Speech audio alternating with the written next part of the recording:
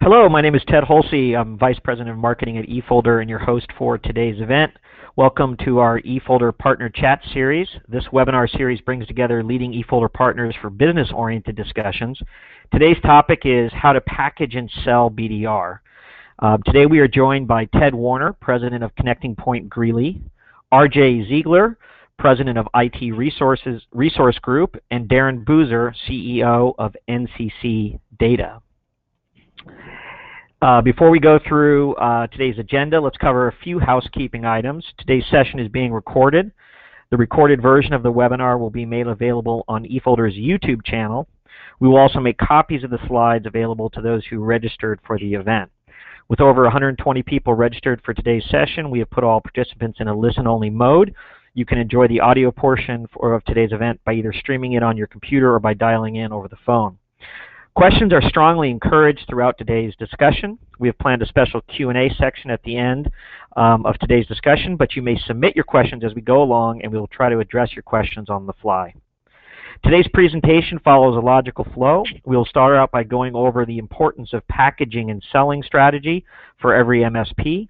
After this, we will introduce our partner guests and discuss what packaging and selling involves in their own MSP practices. We'll then dive into a panel discussion during which each partner will have a chance to share their packaging and selling strategies when it comes to their BDR offerings. Finally, we'll open the floor to your questions from everyone in the audience. So with that, let me just first, before we do introductions, just make a couple comments on why packaging and selling is so critical in the MSP space today. Let me just kind of make first an observation. I think if you kind of took like 100 MSPs and asked them, how many people in those organizations, carry the title product manager, you'd probably end up with like a kind of a single-digit type count. And in my personal opinion, I think one of the biggest opportunities MSPs have to differentiate themselves is to really invest in unique product and service configuration. Meaning, really just like a vendor would have somebody who's a product manager, have somebody who owns defining what you sell. Now, when you're small, that's usually the business owner. So for a lot of the MSP folks on the line today, you might be the person who's doing that. But as you grow, you'll want to add more product lines, you'll get more opportunities, you'll look at unique markets you want to go attack, and so it's really pretty vital that as you scale up and try to get bigger, you put a really smart person in charge of defining what it is you sell. And defining what it is you sell also involves not only getting it right, but also then thoroughly documenting it, making sure you've got the right sales and marketing tools for your sales folks to go out and sell and evangelize the solution, and make it just crystal clear on how you quote stuff and how you put together deals with your clients. So, investing all of that energy in how you package and sell a product or a product category is really essential. It'll help you scale. It'll help you clarify value for the client. It'll help your sales team be better at selling it because it's well defined. And it'll allow you to create unique combinations to differentiate your business and your service offerings. In today's marketplace, MSPs simply cannot be a reseller of other people's stuff.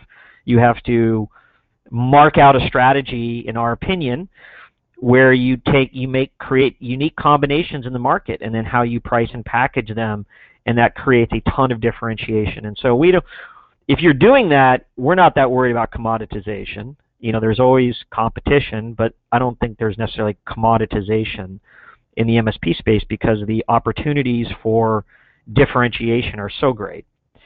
But what we're going to focus on in today's discussion is talking about how to price and package and sell and market business continuity services. And I've got a great partner panel put together today. So 3 partner guests.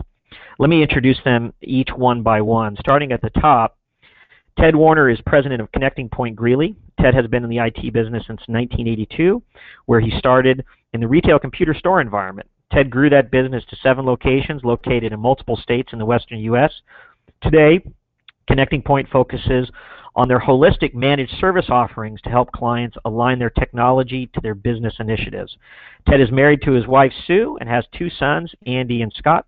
Scott works in the business as the VP of Sales for Connecting Point. Ted, welcome to today's panel. Thank you, Ted. Okay, and then next up is RJ Ziegler. RJ is president of IT Resource Group with over 25 years of industry experience. IT Resource Group offers managed services and consulting to small and medium-sized businesses, and they specialize in the healthcare and professional services verticals. RJ, welcome to the call. Thank you. Okay, and then last but not least is our good buddy Darren Boozer. Darren is CEO of NCC Data, a provider of fully managed services in the Dallas-Fort Worth area. NCC Data prides itself on providing cost-effective data technology to help its valued clients maintain their competitive edge. Darren spun NCC Data off from a telecommunications company, which he owned from 1998 to 2010. Darren is a graduate of the University of North Texas. Darren, welcome to the call. Thanks for having me, Ted. Okay. Well, with that, what I want to do is give you guys each an opportunity to kind of talk about your business and give, any relevant, historical background, where you're really focused today, and some highlights on your organization. So, Ted, why don't you start things out? Okay, sure, Ted. So, Connecting Point, as you can tell from the bio, has been around for a long time, since 1985, and we've morphed over the years. We really got into the managed service business early in 2003. As a matter of fact, I think we're ConnectWise partner number 75, so that tells you we've been around for a while. As we started down the managed service path, we began selling mostly a la carte managed services, so we'd have a listing of the various services we offered, whether it was monitoring or patching or email or backup and disaster recovery, antivirus. And what we found over the years was that was a difficult model for us to sustain. It was probably not the best value for our clients. So 5-6 years ago, we became much more holistic in our approach. And what I mean by holistic is we're really an all-you-can-eat provider today. We still have about 30 a la carte clients, but we go to market with a very holistic approach that offers all of our network support tools and our help desk, our net admins that are really our on-site resource, and then our VCO/business consultants. And every one of our managed clients kind of looks the same. So that has enabled us to be much more process-driven. It's allowed us to bring, we believe, more value to our clients and our client satisfaction on up because of that. So that's kind of where we are today, and we utilize, this is about StorageCraft and other eFolder products that are really key to our support offering. Okay, well, great, Ted. Great introduction of the company and the way you go to market. So, RJ, tell us a little bit about IT Resource Group. Yes, I think I'm the opposite end of the spectrum from Ted here. I might be your small guy of the day. We're a much smaller company and have probably much fewer managed services clients than our other 2 panelists here. And we actually probably package a little bit differently than what Ted just described, but I can totally understand why it would go that way.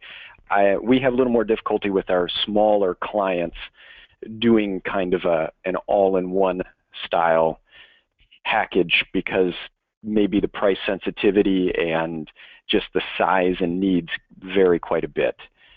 So we've kind of gone a little more with the a la carte style, even though the products are to keep continuity between our clients. We tend to have our stable of products that we use, and but not necessarily an all-in-one bundle method. Mm-hmm. So a medical office might have a slightly different need than let's say a financial broker compared to a service industry. A lot of it is, of course, the same, but we end up kind of custom tailoring.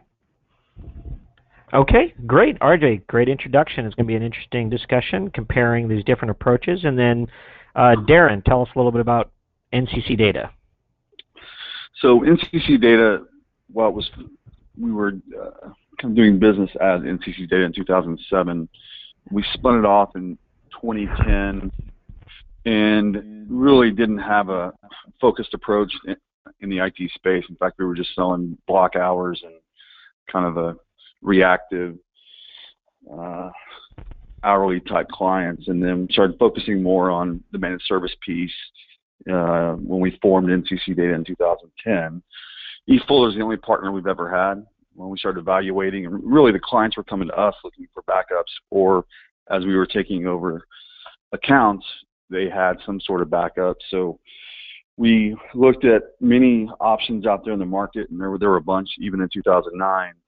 We felt really comfortable with eFolder, and they weren't the cheapest, but after all of our research, we determined that we thought it was the best partner for us. And in fact, eFolder is I think the only partner that we have today that we haven't switched. So we moved PSAs and RMM tools, but eFolder's kind of been the one steady in the business. And we grew pretty rapidly the first 3 or 4 years.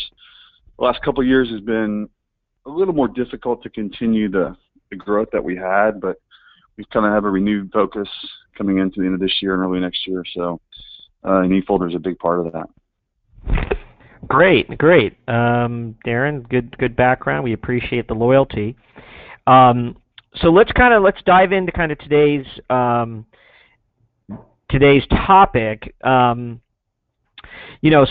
before we do that, from a panel perspective, I just want to kind of if you haven't yet built business continuity and BDR into a significant part of your business, or if you maybe feel like you've been dabbling, let's just kind of walk through what some of the key, steps you need to take. You need, of course, in our view, it makes a heck of a lot of sense to kind of standardize on your vendor selections, and you need to really scope out exactly what you want to be delivering in the market. Another key topic people ask about us all the time is there hardware? Is there not? Do you have on-site continuity?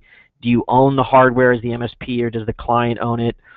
Those are all pretty relevant questions. And then in terms of how you price and package, there's a lot of different choices. And we'll get into those in a moment. And then, that feeds right into, and I think we've already kind of touched on this a little bit when Ted and RJ were kind of comparing their different go-to-market strategies, is do you have kind of an all-in bundle, or do you have business continuity or BDR sold as an a la carte service?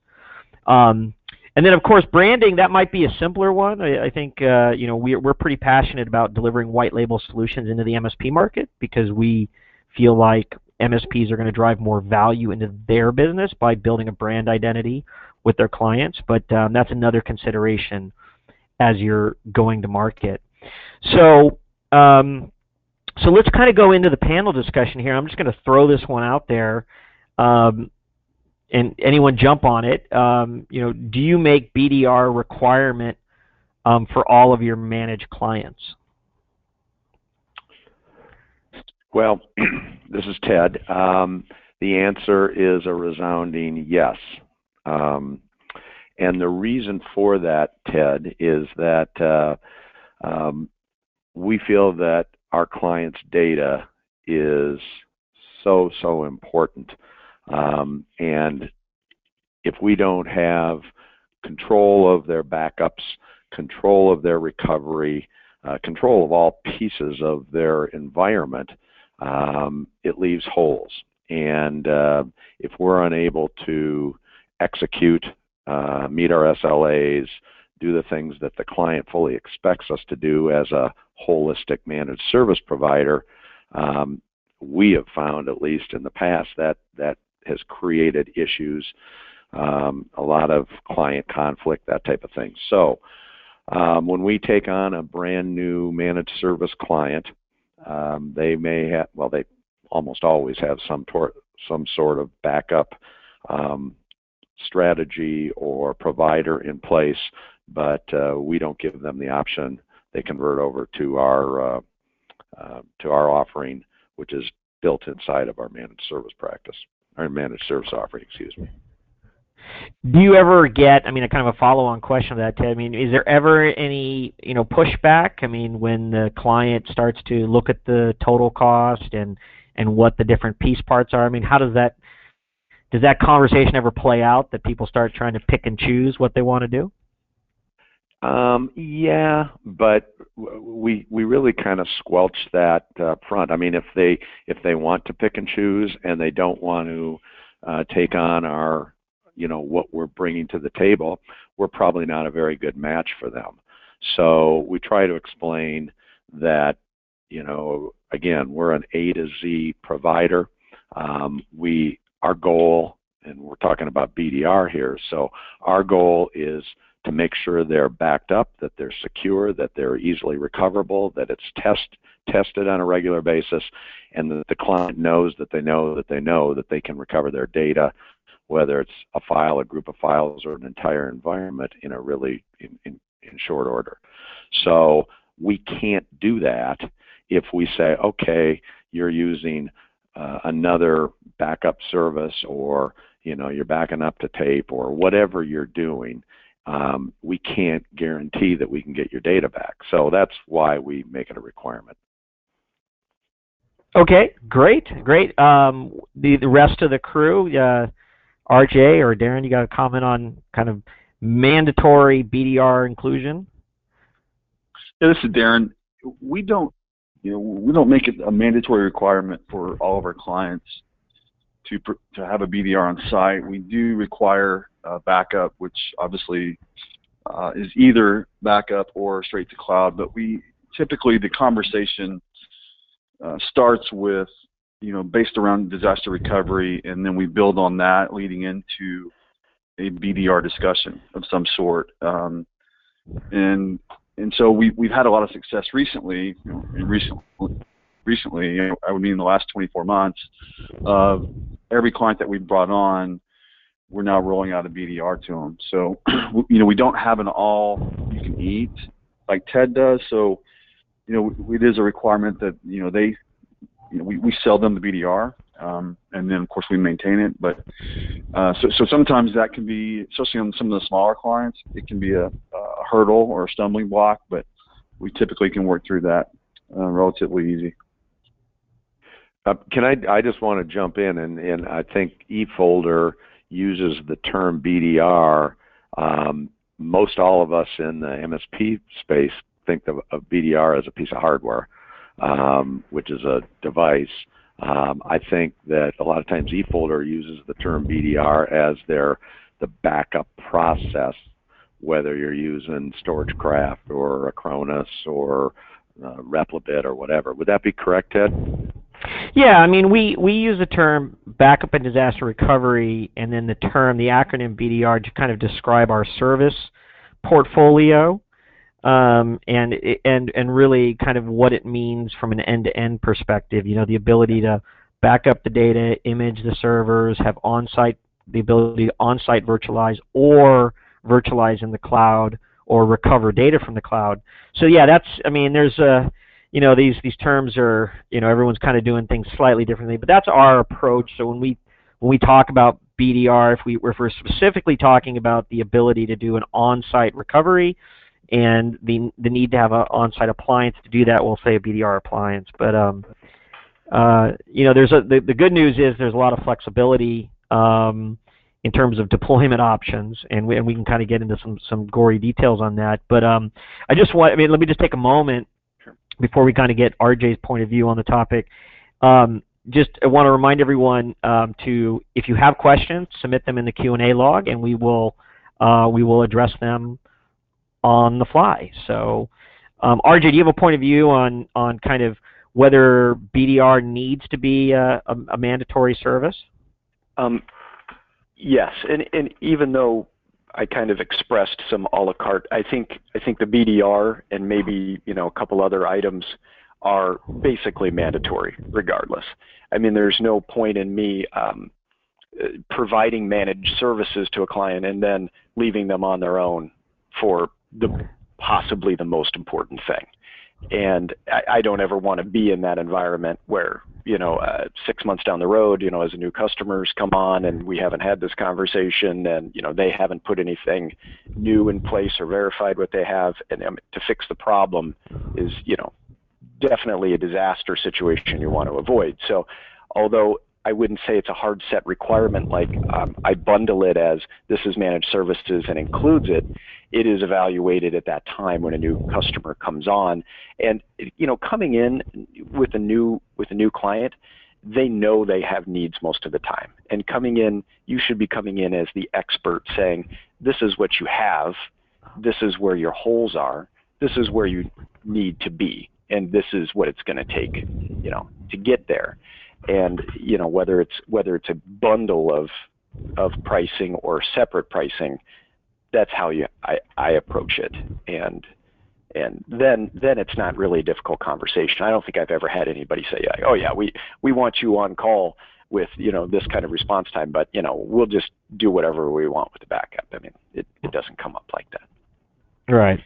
And I think maybe to Ted's point, if you have a client who actually took that point of view, it's probably not the sort of client you want to take at all. I totally agree. Yeah. If it's that conversation there, it's going to be just something else in some other category. It definitely will be every category down the road. Yes. And just to get some other, some additional point of view on this topic, I mean, what are the other, RJ, in your business, what are some of the non-negotiables in terms of kind of categories or levels of protection you also deploy? It's always interesting just to know that the full context there. I would say, your kind of big three are, it used to be, let's say, security, antivirus, firewall, and backup. And that's kind of more evolved into, let's say, a more holistic approach where it's basically security, and business continuity, if you want to call it in this whole umbrella of things. Those are the basics. If they want to, pick and choose on other minor things like, continuing to use 12-year-old hardware or something like that in, on workstations or some other situation, I would say, okay, things happen, but you can't let those go by because down the road, I'm the one who's going to have to fix it. I mean, we may all feel the pain, but avoiding that is the main goal. Right, and I guess it kind of occurs to me that, I mean, and this is kind of an open question to all the panelists, but I mean, is it hard to explain kind of the difference between, merely backing up the data and having business continuity? I mean, how do you go about that in terms of explaining that to clients? This RJ, great question. I address it as, and I'll let you guys go in a minute, as their tolerance for downtime, because I think it's something that usually a client can relate to. What's your tolerance when they say, okay, well, we really don't want to spend money to put our servers in a data center, where we can guarantee uptime. We're happy with it here in the kitchen closet, and things that, and then you can just relate it to, okay, well, if this thing gets stolen, fire, theft, flood, whatever, how long are you okay with sourcing new equipment and getting this, and how long are you okay with the power being down? And when you can relate into hours and then dollar signs, then I think, that conversation doesn't have to be a technical one. It's more, then you're talking business continuity. Great. Other points of view on that? I agree completely. Yeah, it's and I think the next, let me just put in a plug here for one of the tools we developed. I mean, it's one of the things. It's not rocket science to kind of take that downtime conversation and turn it into a dollar figure, but it certainly helps if there's tools. In eFolder, one of the tools we've released to our partners is the cost of downtime calculator, where you can capture some basic data about the client and really hang a number of what's an hour of downtime going to cost you in terms of lost revenue, lost productivity. That's more easier to capture, and then the whole reputational risk or customer service risk of downtime. What's that going to mean to your clients or customers? That gets a little harder to measure, but just calculating the cost of downtime, you can usually hang a pretty accurate figure on what that's going to mean from a dollars and cents perspective to a client. Ted, I would agree, and that we have distributed that tool inside our organization. It's a very good tool, and it's simple to use. So I agree with your comment there. Okay, and then let's get a couple questions that have come in, and let's kind of try to tackle some of these. Don asks, when replacing backup software with a BDR solution, is there usually a price? Is there a price savings to the end user? Hey, this is Darren. So I think depending on how you package it, we do not include a BDR inside of our offering. So we build our own BDRs. We typically use Dell equipment, and so we don't try to make, we're not in the BDR business to make money on the hardware. So the cost savings to the client, and we lay it out, and I think it's pretty powerful to show them.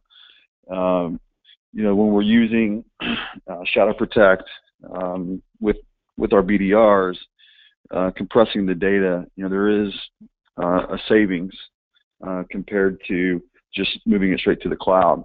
Sometimes, depending on how big the images are, it can be a wash. But I don't know that the cost savings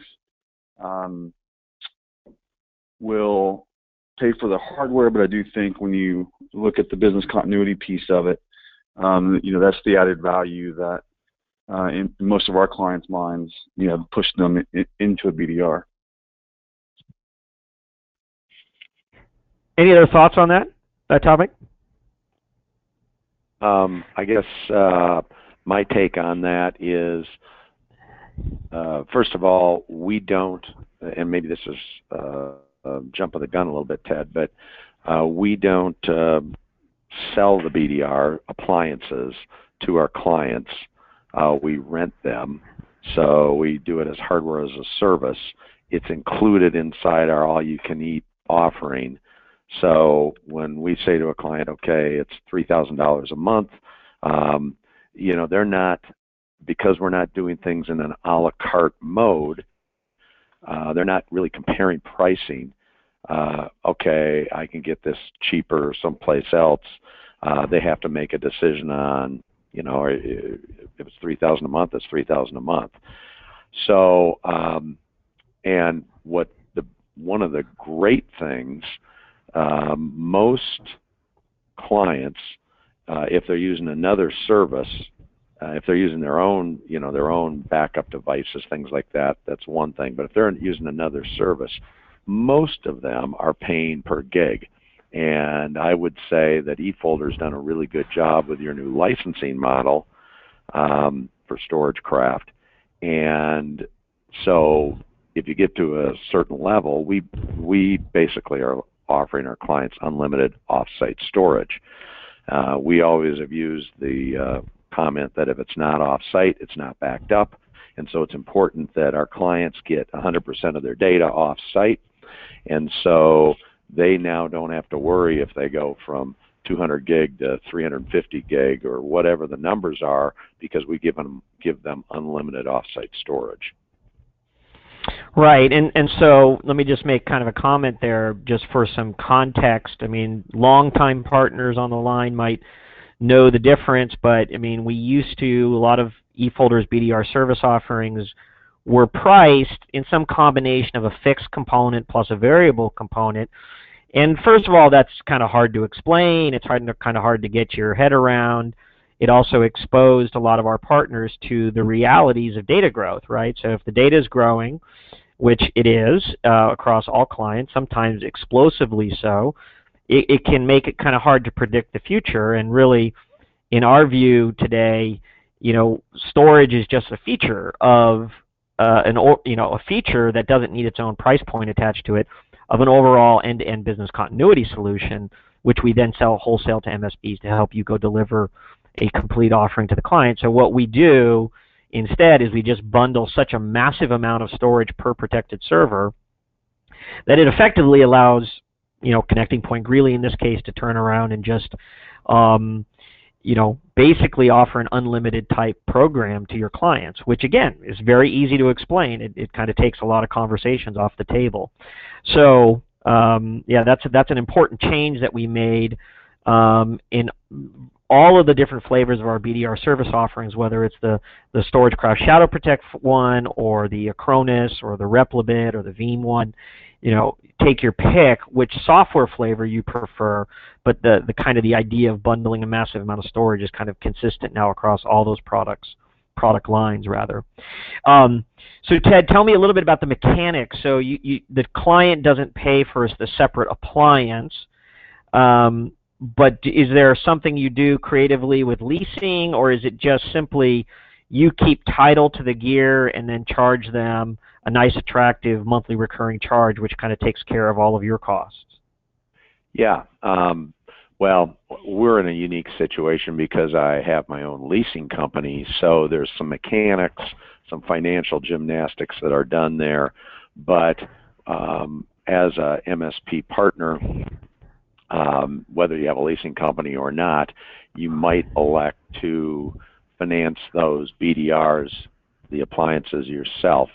We like that because some of them get to be fairly sizable. We want to lower the barrier for entry for a new client. So if you said, okay, you got to get a BDR appliance, and it's going to cost you $4,000, $8,000, $10,000, whatever it is, sometimes that's a barrier to entry. So this takes it off the table.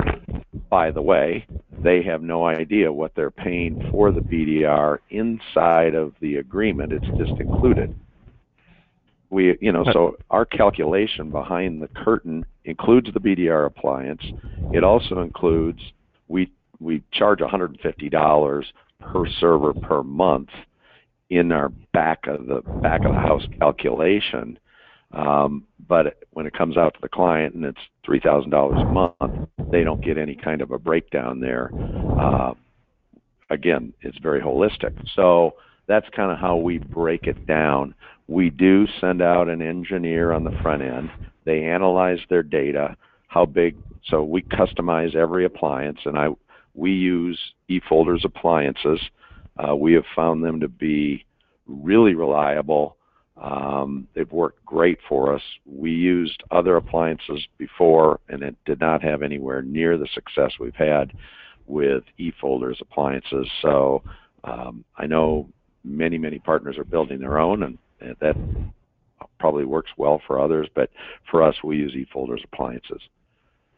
And then if we look at that and those mechanics, so I mean, from your own costing, I mean, if you're trying to build up what the total price point is to the client with all the different components, you'll use a rough $150 per protected server per month number, and that throws off enough revenue and cash flow per server to fund all of your wholesale costs and still deliver an attractive margin. Yeah, so I actually did the work on it because I thought you'd probably ask. Inside of our hardware as a service agreement on the appliances, that's on the hardware, we have a 28% margin in there. And our goal is to be, after labor, is to get more than 50% margin, gross margin, labor-loaded gross margin, I'm sorry, on that $150 per server. So we've been doing this now for quite a while. We track every single client and their profitability, and that's kind of what we're averaging. So it's working out great. Yeah, 50% recurring gross margins is a great place to be. Oh, and 28% on hardware is great too.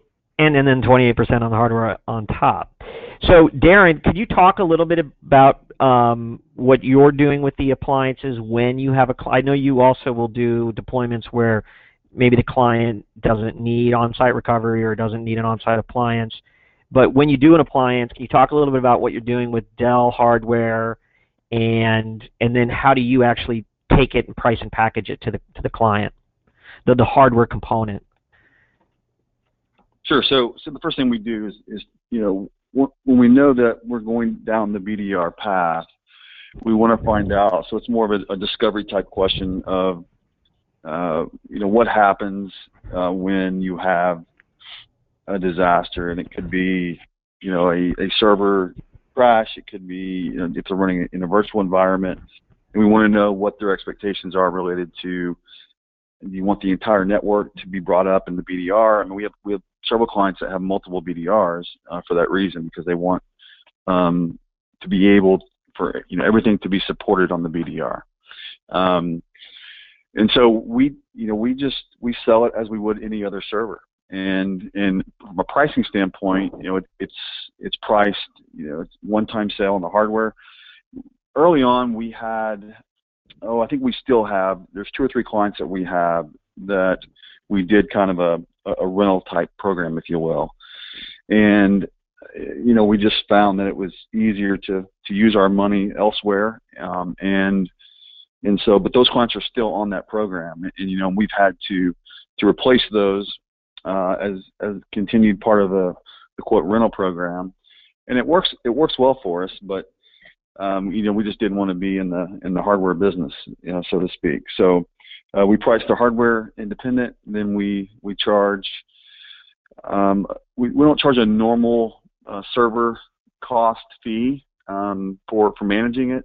It's a reduced. It's about half of what we typically charge to manage and maintain a server. And then of course we charge a la carte for all the Shadow Protect licensing.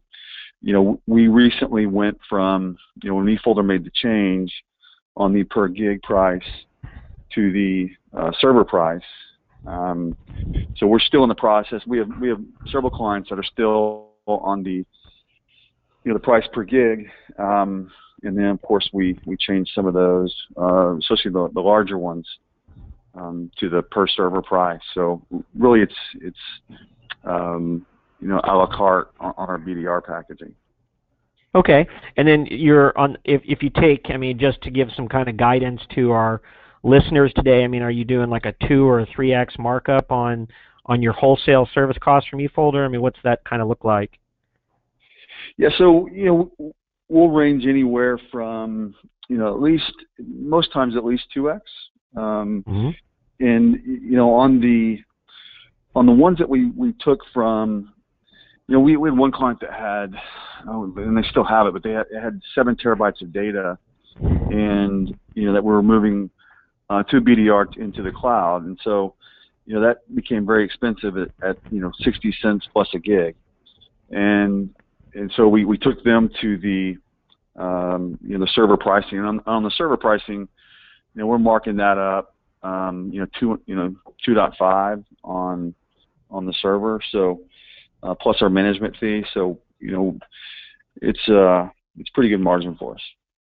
Okay, well, great. And then just to make sure it's clear, you just, in terms of the hardware itself, most cases today you resell it to the client. The client owns title and has that, and then you have some sort of cycle you recommend refreshing that every couple years or every 3 years or 4 years, or what? How's that? What's the refresh cycle you recommend to clients? 3 years on most servers, especially on BDRs. We always do 3 years. Okay. And yes, they do own title to the BDR hardware. Okay. All right. Well, great. And then RJ, what are you doing in this area? I would say pretty similar to Darren. I kind of also don't want to be in the laying out upfront for relatively expensive equipment, even though the payout down the road, the return is also difficult for me. But I do try to keep the same barrier of entry relatively low if possible. Now, I don't know StorageCraft, and maybe its integration with BDR appliances is greater than the Acronis that I use basically exclusively. I tend to be able to come into a new client and not have to buy a lot of equipment up front, or the client have to buy a lot of equipment up front to put in a good situation. They probably have, I can probably use one of their existing servers, or one of their Hyper-V clients offshoot to put the management console and then purchase some storage. So you still have the on-site and off-site component works very well without having to have a high-end BDR, at least in cases with most of my clients, because they tend to be smaller. I'm, if I got into, what I just heard, 7 terabyte machines and stuff like that, you're probably talking a little different ballgame. But so although I do say, this is what it's going to cost for the monthly service fee, which is really, as an a la carte item, it's really a great way to do it through eFolder for me and for the client, because an example, I had a client with 3 servers and they were using Acronis Cloud. The upfront for the licensing with all of the add-ons plus 1 annual service agreement was like $12,000. And that's a pretty high entry, and that's without even any hardware involved. So to be able to come in a service as a subscription model and say to that client, several $100s per month and just go with it is a way easier conversation, drastically. Even if they do have to buy maybe a couple $1,000s, or buy a high-end NAS device for $2,000 or $3,000, it's not 12 plus 5 or 10, and big numbers for them. Right, and then our pricing takes the Acronis backup advanced software plus the eFolder cloud services and storage together in a single bundle, and we turn it around and sell that to you on a wholesale basis, which allows you to go out and put together an easy price package for the client. So that's just something to maybe, a good opportunity for me to kind of clarify, eFolder's strategy in the market. There's other vendors out there in the business continuity space where, they put their name on kind of all the different components, whether it's the software agent or the appliance or the cloud component, and they say, look, it's got to be brand X across the board, and that's your choice. That's not our philosophy as a company. We understand that MSPs out there have technicians who are trained on StorageCraft or trained on Acronis or love Veeam for virtualized backup environments, and we don't we don't want you to have to go change that. I mean, you've got those investments, you've got the brand loyalty, you've got the familiarity with the software layer to image the virtual machines or physical machines. But what you, in many cases, are missing for the client is an end-to-end solution where you're leveraging the cloud, where you're off-siting the data, where you can have the ability to virtualize it in the cloud in a worst-case scenario type disaster. And so we call this our open BDR cloud strategy, and it means like we're a really unique vendor in the market. Because we allow partners to either use StorageCraft Shadow Protect or Acronis or Aperture or Veeam or Replibit, as the case may be. And then, we're much more cloud-centric, and that's where we're able to, leverage this massive cloud infrastructure we've built and then deliver kind of a turnkey, simple offering to the clients.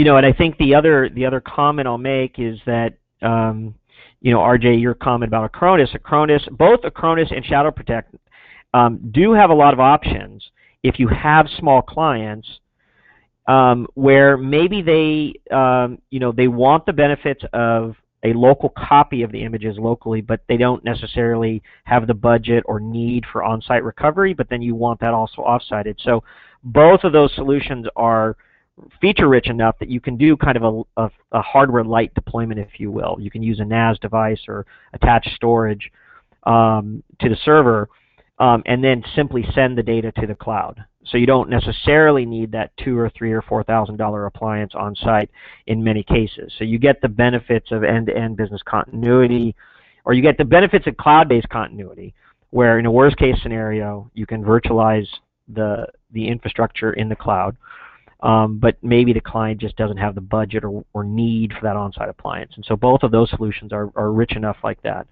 In the case of Aperture, in the case of some of the other solutions, you do need an appliance in some cases. So, and then another question that came in, let's see here. John asks, can you please tell us more about the eFolder appliances? And let me just kind of, let me try to take that one and just simplify it a little bit. eFolder, in every case, we allow partners to use third-party servers.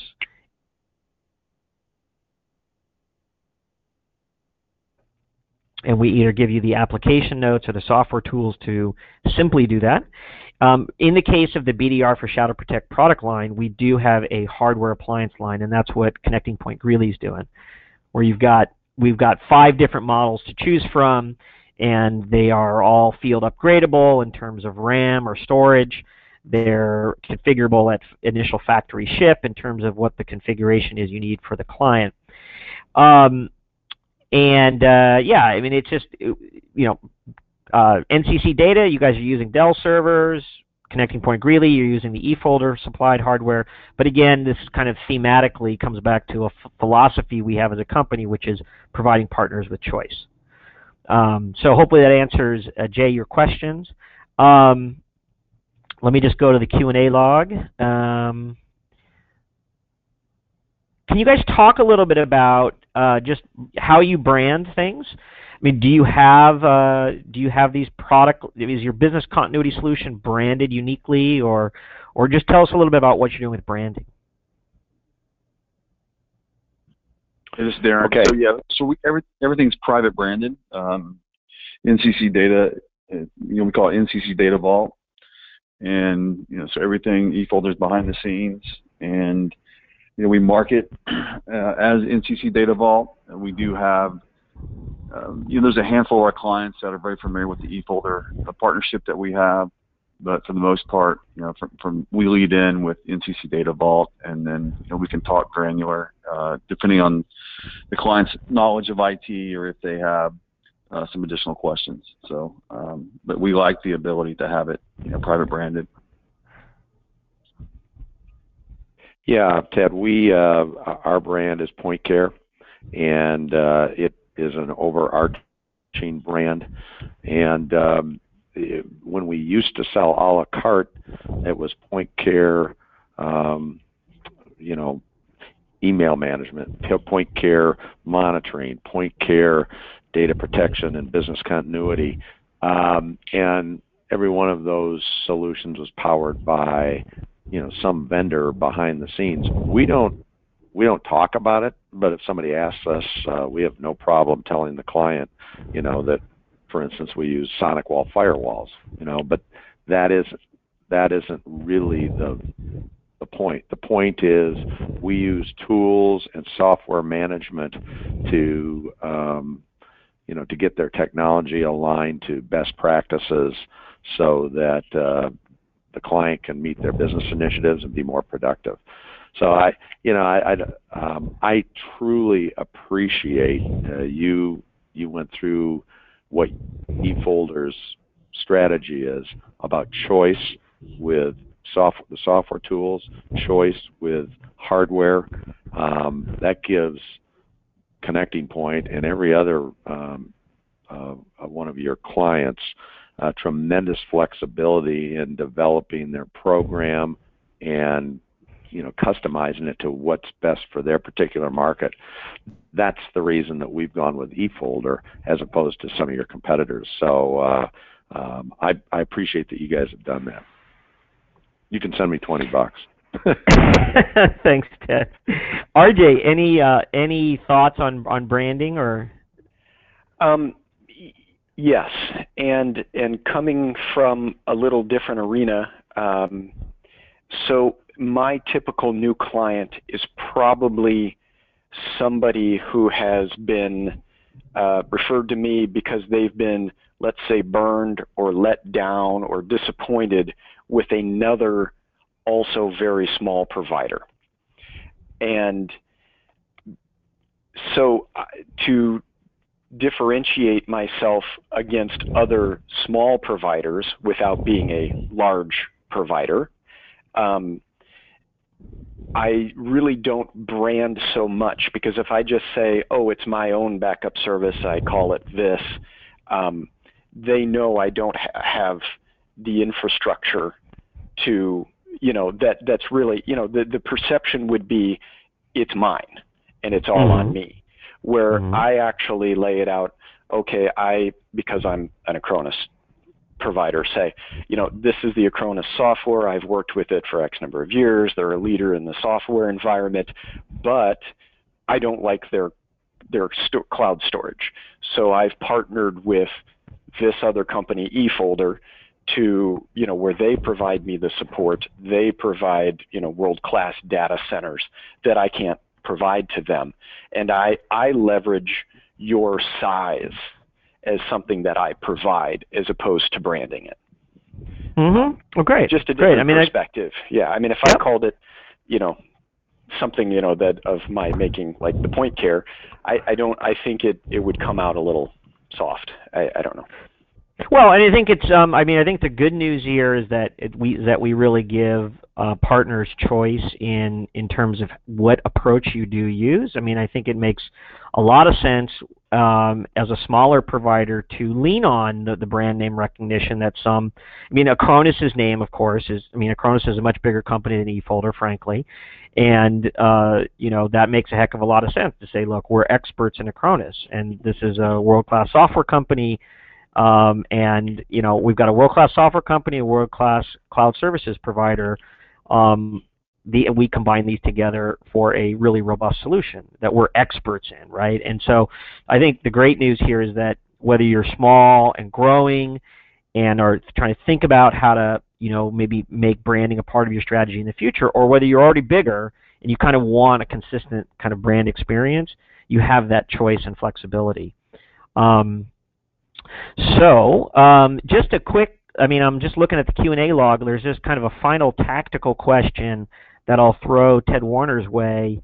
But John wants to know, if you're doing a Haas type approach like you're doing, how soon do the fees cover the hardware? So kind of, I guess it's kind of a cash flow break-even question. Yeah, that's a great question. It's about 15 months. And so the beauty of that is, of course, like I said earlier, we analyze each new client's environment. We build the BDR to their spec. We price it through our hardware as a service offering. It's backed by a 36-month lease from the leasing company to Connecting Point. But if for some reason the managed service client doesn't like us, which hopefully doesn't happen too often, but let's say after 15, 16 months, they say, you know what, we're going a different way. And I think we all experience that from time to time. We own the BDR, so in our uninstall process, we take that back, reprovision it, we can put it back out for another client. So, and to the question that was asked a little bit earlier, how often do you refresh? Our goal is 3 years, but we may stretch that out to 4, depending on the environment. And as you might imagine, that significantly increases the profitability on that particular hardware device. So I hope I answered the question.